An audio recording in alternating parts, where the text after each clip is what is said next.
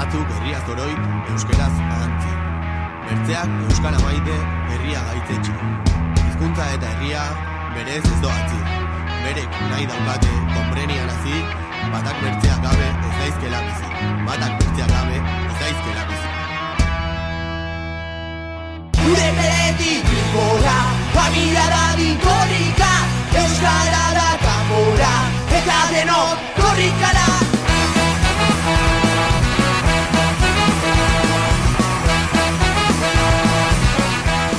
Eskoletan hasi behar da txikitatik, baina ez eskoletan bakarrik. Eskoletatik familiatara, familiatik kalera, kirolera eta esparru guztietara zabaldu behar da.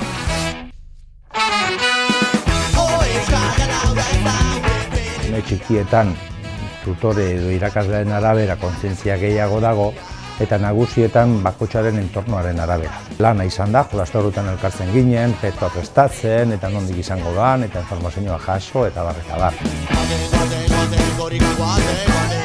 Non hasten dan eta zertan datzan eta zer dago bere atzean eta zelako lana dagoen eta abestia eta ze helburua duen, non sortu zen. Hori dana kontatzea izaten dago. Haurentzat mundu berri bat izaten dago.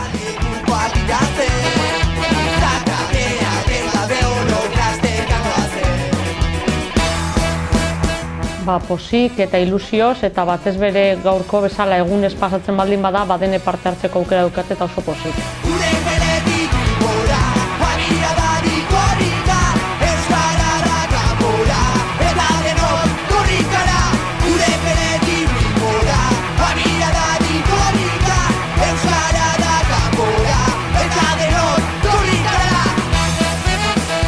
Nahi izatetik, nahi izatera pasatu behar gara.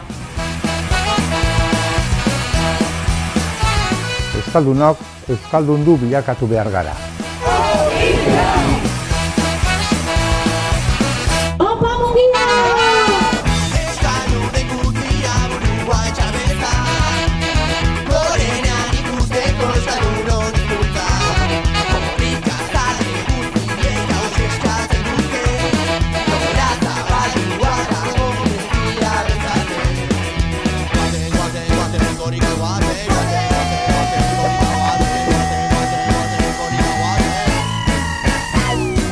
Zaila da sentimentu batean adieraztea, ezta?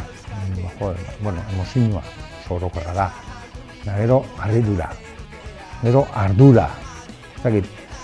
Ardura da ni hemen nagoen momentu honetan jakitea beste leku batean batzuk korrika egiten ari direla. Eta nire herrira heldu baino lehen hau beste leku batzuetatik pasatu dela. Eta ezin dutela faiago. Hau da, korrikak aurrera jarretu behar dauela eta bere helburua bete behar dauela. Guztien apurrarekin. Orduan, apurra hori ondo betetzea izaten da, niri batez ere ardura ematen. Hasieran heldu arte urduritasuna eta hurbiltzen dauenean olako sentimenduen tsunami bat eta bukaeran iaia malkoa begietan.